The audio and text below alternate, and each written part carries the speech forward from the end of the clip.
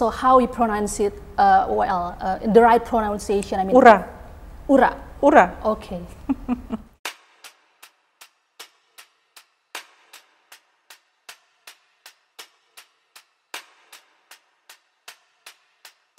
Good morning, Your Excellency. Thank you very much for your time, for having us on one-on-one interview with viva.co.id.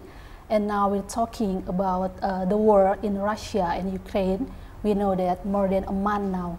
What is actually Russia want to tell the world about the recent situation in the war?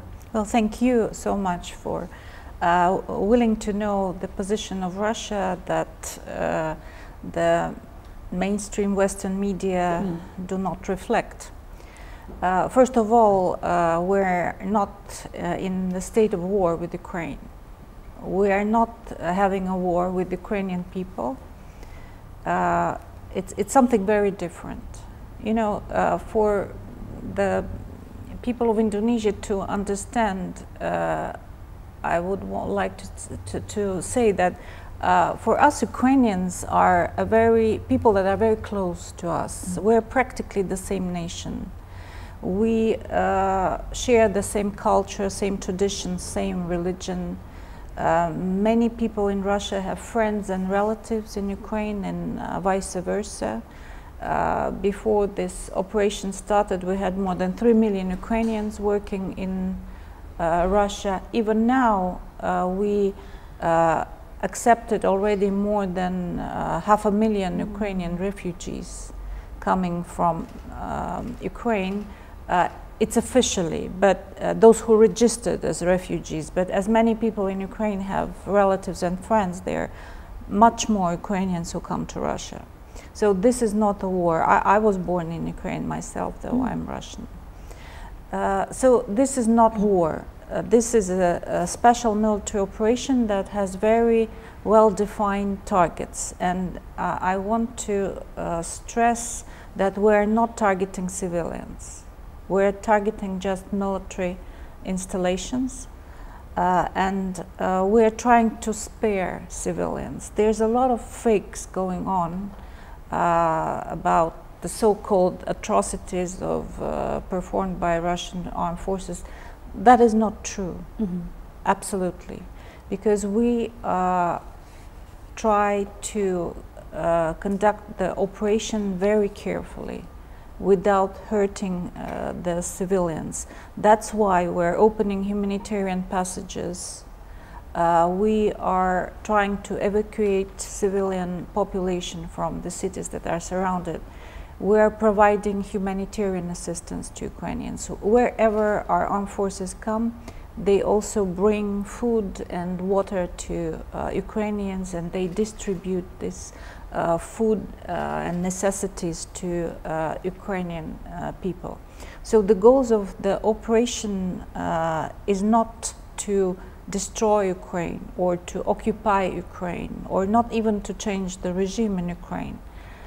First of all, it's to protect the people of Lugansk and Donetsk, who for 8 years have been under constant attack from the Ukrainian side. And this was not also shown in the mainstream media, that for 8 years people were dying in Lugansk and Donetsk every day. 14,000 people killed by Ukrainian armed forces there, and not only by the armed forces but also neo-Nazi armed groups. 14,000 people in 8 years, that means that every day people were dying there. And the so-called civilized world was turning a blind eye on that. Okay. The second goal is to demilitarize Ukraine and to denazify Ukraine. If you want me to explain what does it mean, I cannot avoid going back into history. Because from 2014, when after coup d'etat in Kiev, which was supported and even staged by the West, a very Russophobic government came to power and started to conduct very Russophobic policies in Ukraine.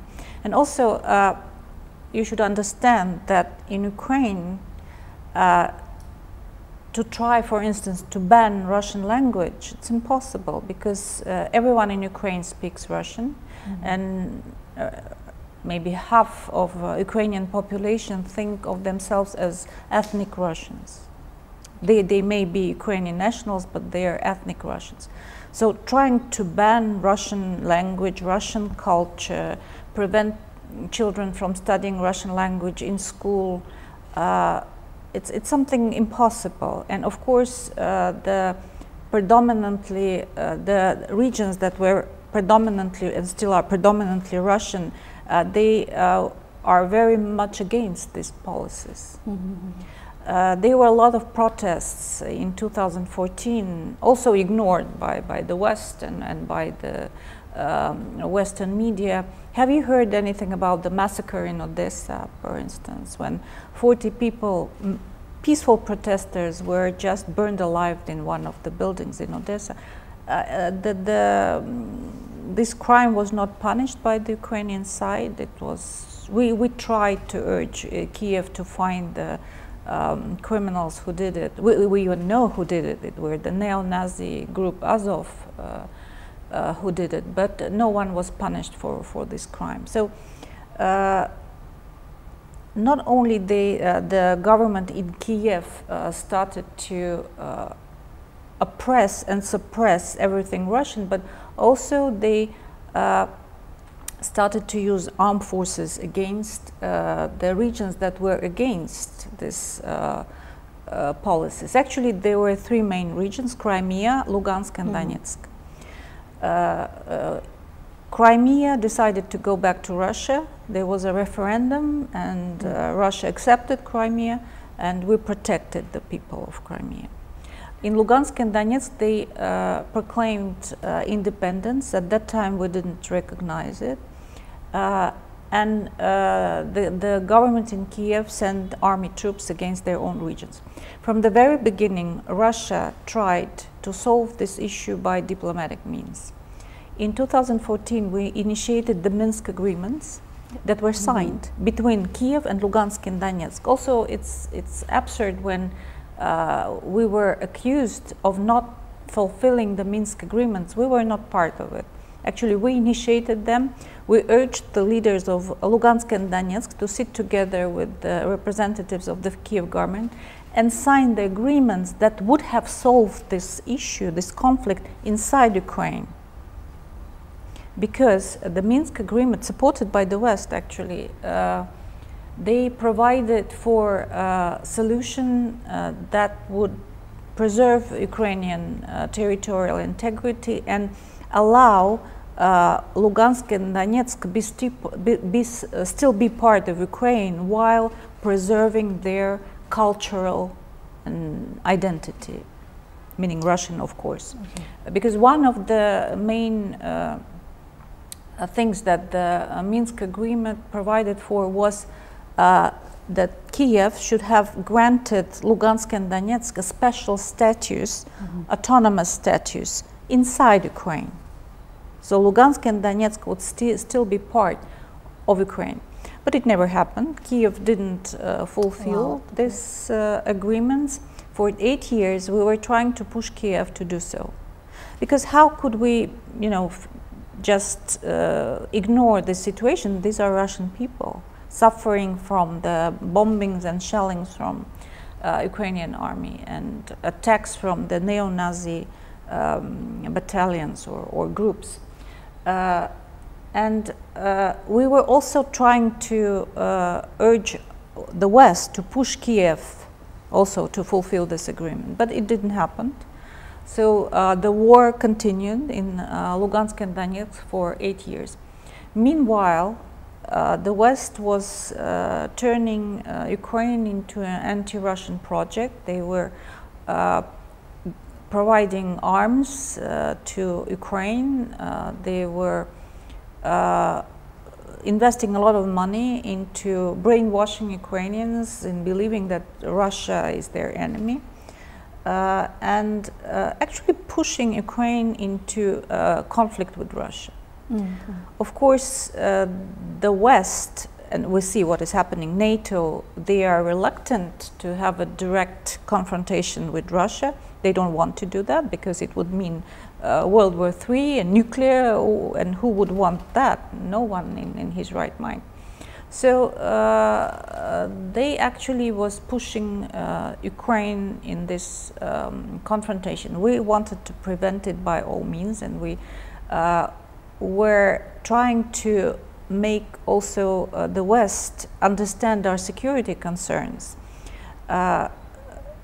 You know that NATO, which in 1991, even before that in 1989, promised to us not to expand towards our territory, has expanded 5 rounds or even 8 rounds of expansion.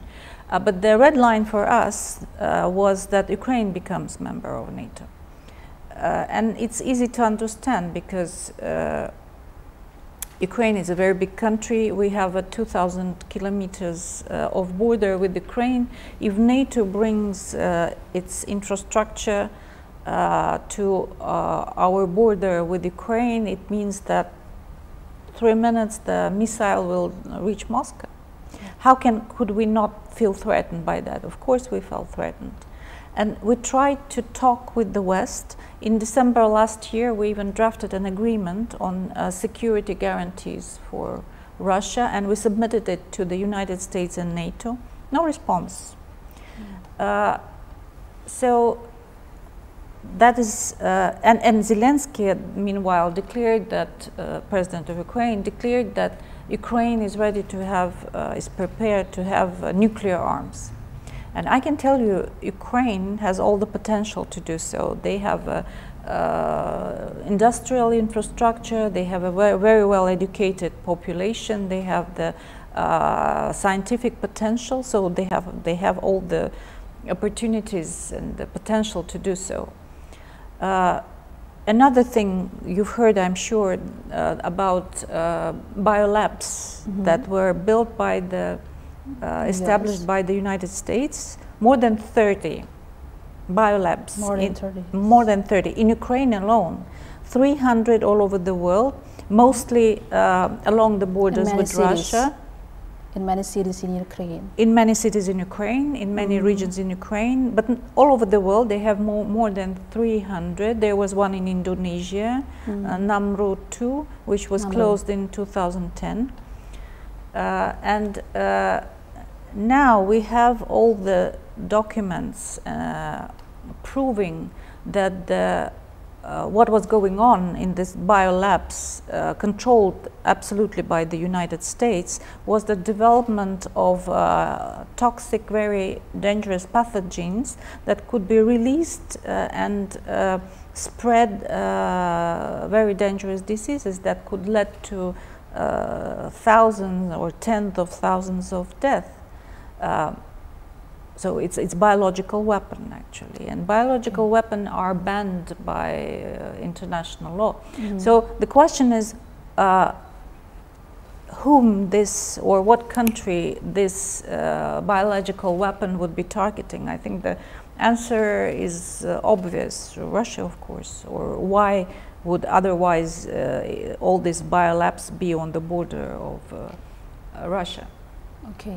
So this is on demilitarization. If you want me to explain what about denazification, I can do that also. You can explain it. Yeah, okay. Okay. And how about the casualties in Russia's side? We know that Ukraine government said that Russia, especially Russian armed force has lost many personals, artillery system, aircraft, and etc. Or maybe you have a different data about this. Well, it's absolutely, you know, there's so many fakes about what is going in Ukraine, and they're disseminated by the Ukrainian side, of course, but also by the West. It's not true.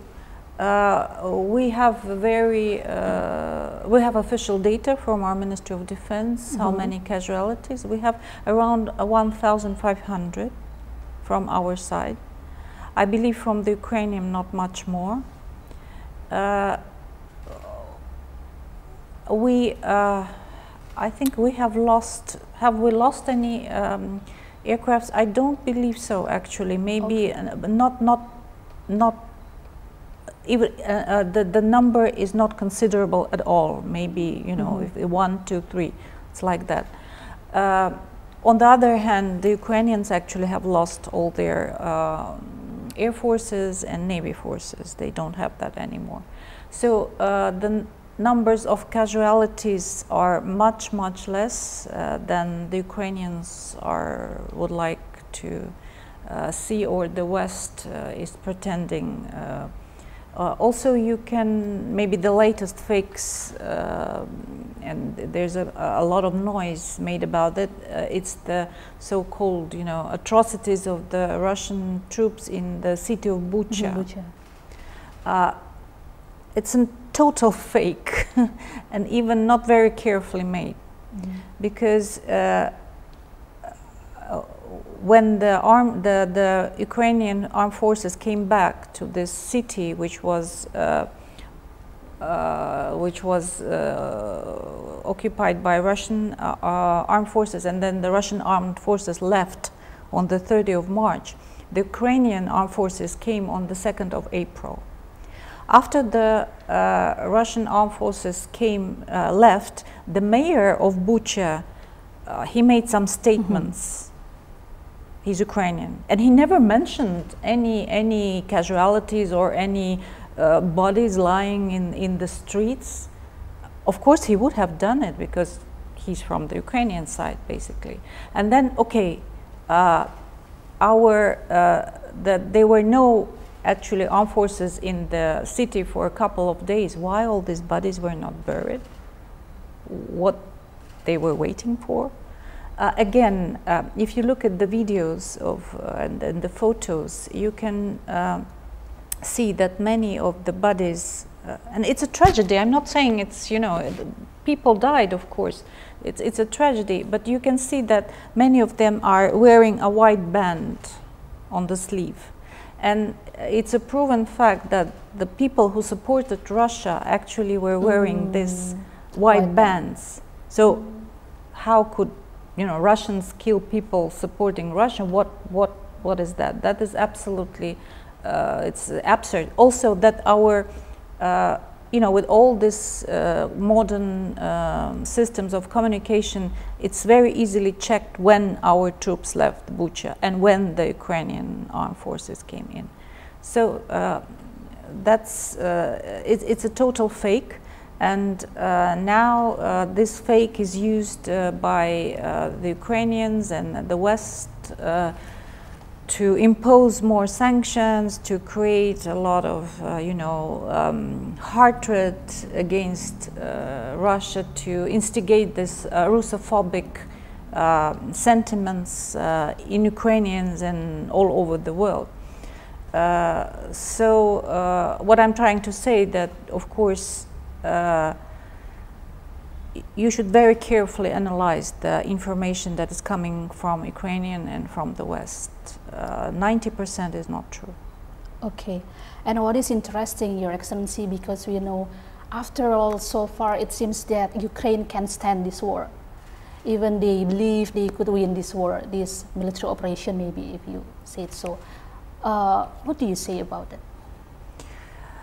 Well, they are very much supported. They are very much supported by the West. The West is providing armaments, the moral support, the training of Ukrainian armed forces, and even there is information, I don't know whether it was proved, there are a lot of instructors from NATO countries. But I can tell you that the operation, our operation is going according to the plan. That's what our president said.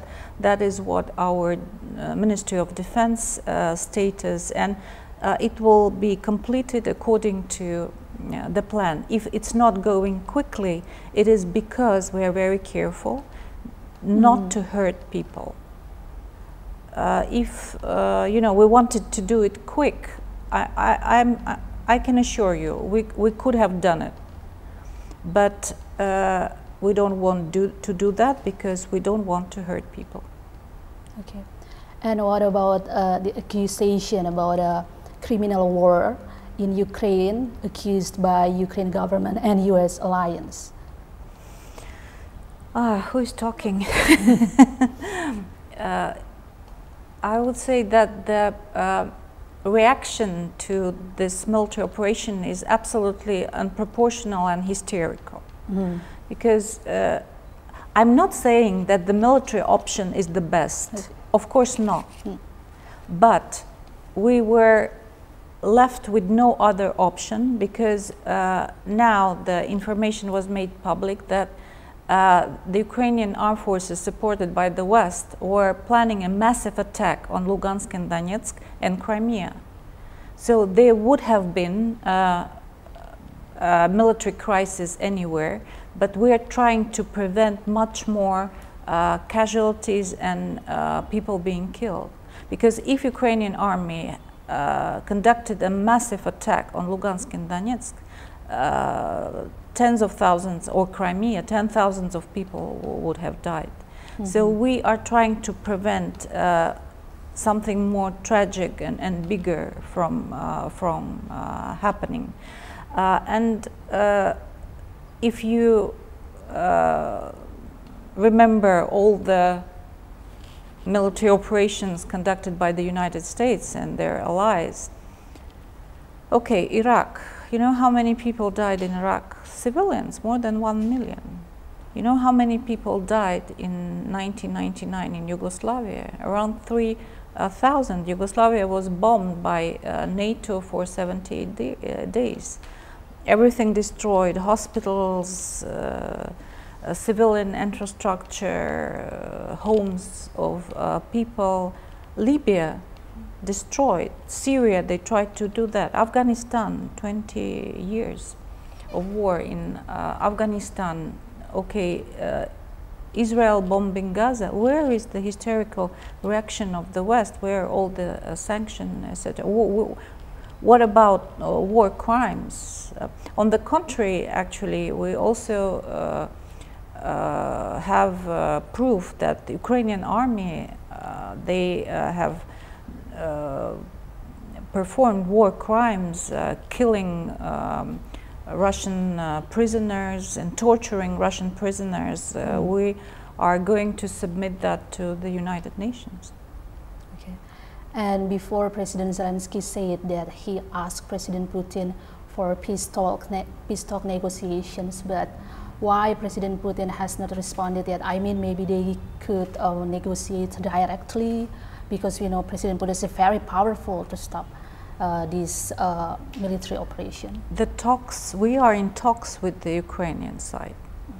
We have talked several rounds already. The latest one was in Istanbul, and I believe that sometime soon there will be another round of talks.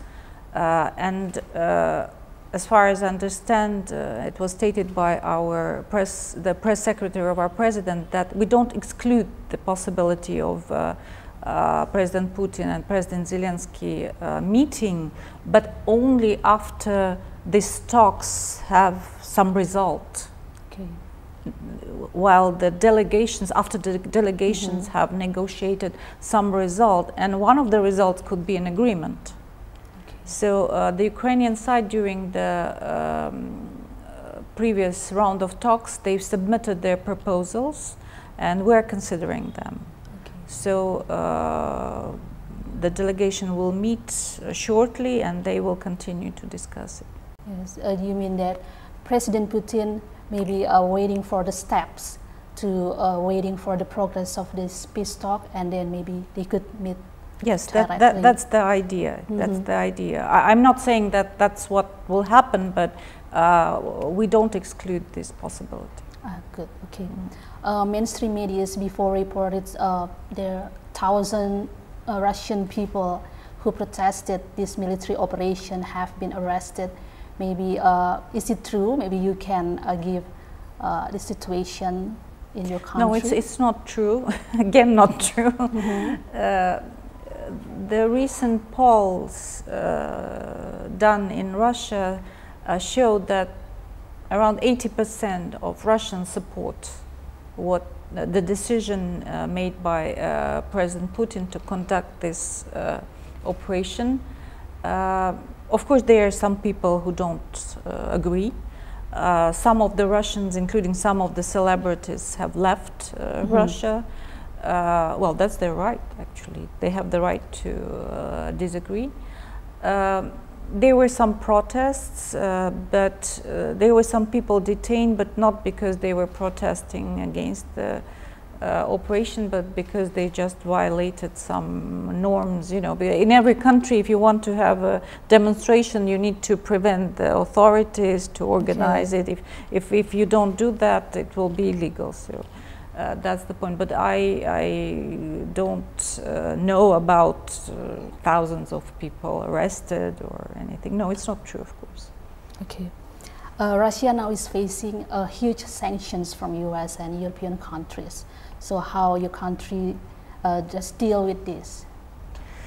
Well, first of all, these sanctions are absolutely illegal. And what the West is doing, and it's something that is very unlogical. First of all, they are destroying the whole system of international trade that was created in the last decades, and they're smashing all the supply chains, and so these actions are backfiring. Why they're doing that? Usually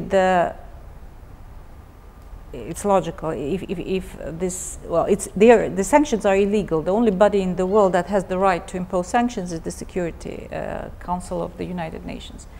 But if you apply sanctions, usually it means that you want to change the government policies. Has it ever worked? No. Iran, Venezuela, Cuba, North Korea, Russia is under sanctions from 2014. Has it made the government change its policies? No. If you want to, and that's what the West is saying, if you want to destroy the economy and hurt the people, well, it doesn't work also. Yes, in a sense, it hurts the people, but then what about democracy, human rights, you know, things like that? When you say that the aim of the sanctions is to destroy the Russian economy, how about, you know, human rights? So you want to make Russian people suffer. Where is the human rights and democracy and all that? Also, of course, it is in a sense, maybe it's now, it's a window for opportunity for Russia, because first of all, we will never trust the West again. Because when they, for instance, they freeze the reserves of our central bank, and they did it not only with Russia, but with many countries previously, and they have never returned. Freezing means stealing. They have stolen our money. So maybe it's high time to stop using their currencies as our reserves. How can we trust them when they just steal our money? And I think for many countries also it's an eye-opener. How can you trust the West, and how can you keep your reserves in dollars or euros? Because any second they don't like you, they say you're bad, and then they just take your reserves. You know, I already gave this comparison that, okay, I like your house, and I say you're bad, and I say to you, give me your house. Why? Because you're bad. But how can you do it? Where is the legal basis? Where is the law? Oh, don't worry, I adopt a law. I say, in this law I write, because you are bad, I have the right to take your house, and I take your house. So they behave like bandits. On the other hand, it's quite a good business, because they invested around $40 billion in Ukraine, in turning Ukraine to an anti-Russian project, and now they have more than around 300 billion US of our reserves. Very good investment, I would say. So, of course, the sanctions will not make our life easier, but it's not new for something new for us. We've been under sanctions for 2014. Okay. So, in response to this current situation, is there any specific strategy or countermeasure in response to these huge sanctions? Yes, absolutely. To develop our own industry, to not be dependent on foreign partners, I mean Western partners. You know, in 2014, when the first round of sanctions were imposed, we developed our own agriculture. Before that, we were very dependent on the food imports. But since then, we're absolutely self-sufficient in food production. And of course, we don't produce bananas or mangoes, but we'll buy that from Southeast Asia and Indonesia. We became #1 wheat exporter. Now we export. Now we don't import food. We export. We export beef. We export chicken. We export wheat. We export seafood. So the sanctions have. We've learned our lessons. Kind blessing in disguise. Perhaps. Perhaps. Of course. You know, I'm not. I cannot maybe assess the whole situation, but from my point of view, of course, there will be a period that will not be easy for our economy to adapt. But the end, we can adapt because we are very rich in natural resources. Actually, we have everything, you know, beginning from oil and gas, metals, gold, whatever. We are self-sufficient in food. We have a developed industry. We have a very well-educated population. So if we just concentrate on developing our own products, I'm sure that we will succeed. I see. Crisis makes winner. Your Excellency, you know that nowadays internet, social media is very significant to gain global support and to influence people's point of view. Including about this military operation. But you know that Ukraine said that Russia always used the propaganda hoaxes to blur the facts in their country. How do you define it? I would address that to the West, actually. As I told you, there is an information war launched against our country, and it's not started in February this year. It started quite a long time ago. You know, I was in Malaysia. My previous posting was in Malaysia, and when I was there, this terrible tragedy with MH17 aircraft happened when the Malaysian aircraft was shot down in Ukraine, and immediately. It was like, you know, an order from somewhere. There was a huge wave of accusations against Russia. Nothing was proved, no evidence, not a single day of investigation. But suddenly all the media, all the Western country were accusing Russia of shooting down this. It's a tragedy, more than 200 people died. But first of all, why should Russia do that, you know? So I was witness of how this huge mass of disinformation was immediately, a wave of disinformation came. Another example I can give you, when we were accused several times, Russia, of using chemical weapons in Syria against one of the spies in Great Britain, Ainsbury, and against our own opposition blogger Alexei Navalny. Chemical weapon is a weapon of mass destruction. If you use a chemical weapon, tens of thousands of people will die. Not 4%.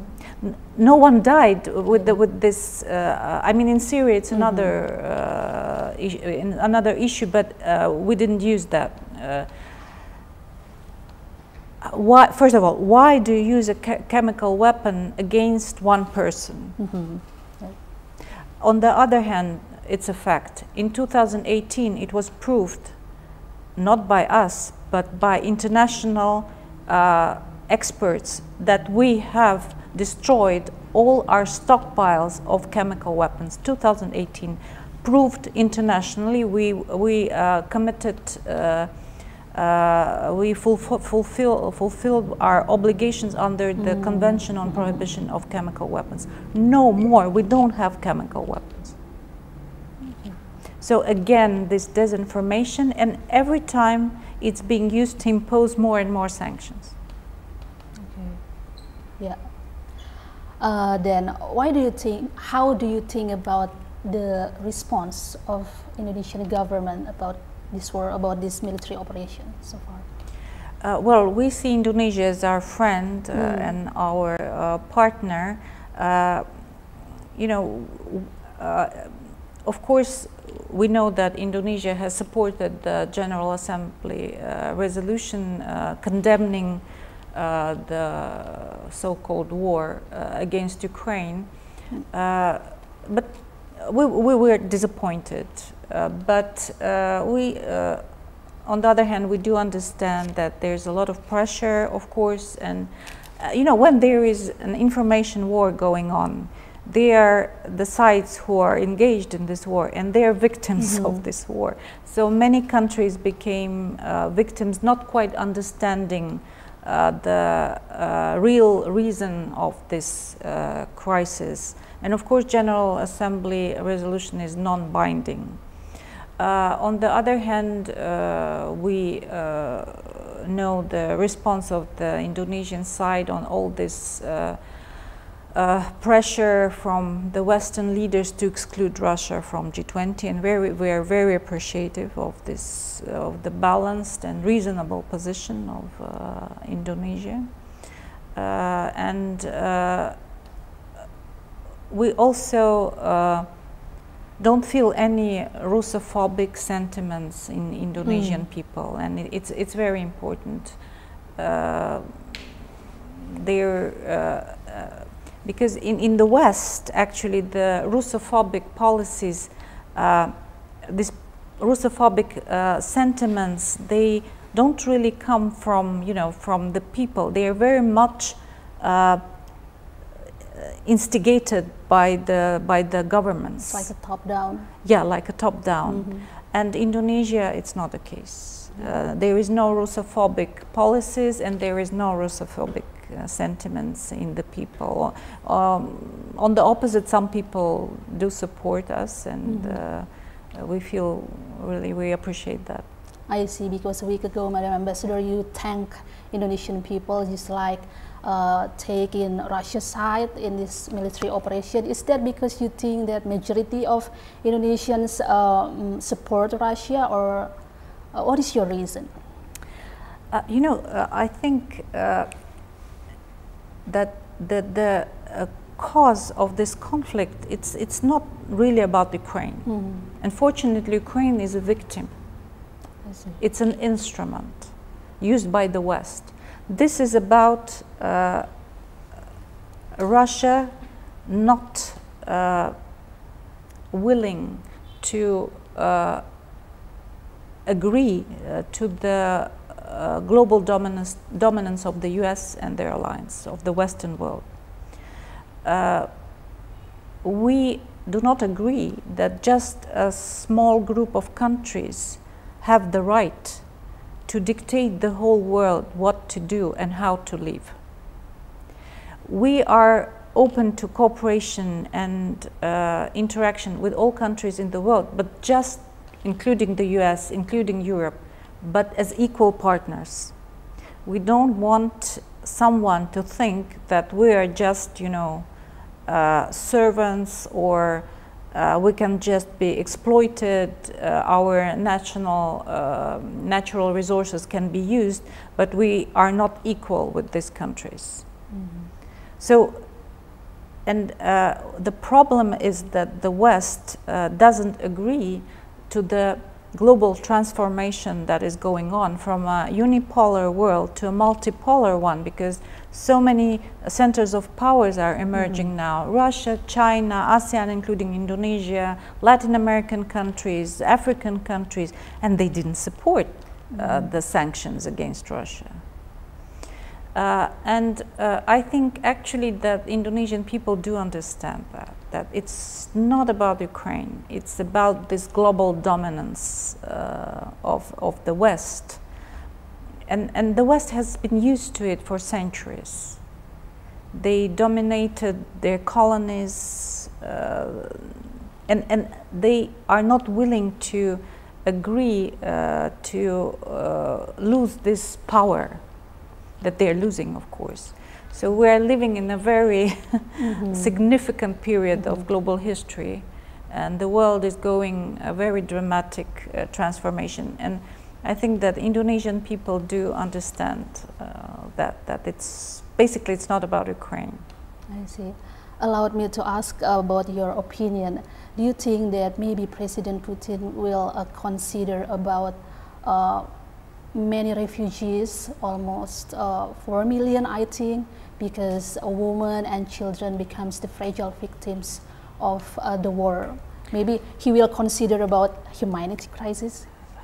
We're trying to prevent humanitarian crisis in Ukraine from happening. I mentioned where we come in the city, we open humanitarian passages so the people can get away. Ukrainians are preventing people from leaving. They're just not allowing their own people to leave because they don't want them to go to Russia. We're ready to accept. We already accept as I told you, 500,000 people, Ukrainian people, or even more unofficially, those who went to their relatives and friends in Russia. So we're distributing humanitarian assistance. More than 5,000 tons already have been distributed. Again, we don't want to harm Ukrainian people. You know, when we're being told about you know, having pity on Ukrainians, but where were people, these people, why they didn't talk about children and women dying in Donetsk and Lugansk for 8 years? No one said a word about that. We were trying to tell the West repeatedly about that. We were trying to prevent people from dying in Lugansk. We were giving humanitarian assistance to them, but not a word from Western media. Okay. And now, last but not least, Your Excellency, you know that there is an interesting trend nowadays. A word "ura." Ura is very popular among Indonesian now in social media, in direct "ura, ura." I know it means hooray, maybe. Yeah. But you can maybe give brief information about brief history of this word "ura." Actually, it's a very ancient word. It's a very ancient word. I don't exclude that this has Sanskrit roots, actually, because you know Russian language is quite close to Sanskrit. We have like Indonesian. Yeah. We have many words from Sanskrit. So this is a very ancient word. It's a word meaning to encourage strong spirit, a cry of joy also, so that you feel, you know, good, you feel you're in good mood. Okay. So yeah, to keep your spirit strong. Okay. So how we pronounce it? The right pronunciation. I mean. Ura. Ura. Ura. Okay. Okay. Thank you very much, Your Excellency, for your time. We hope the better situation for Russia and for Ukraine and for all over the world. Thank you. Thank you so much.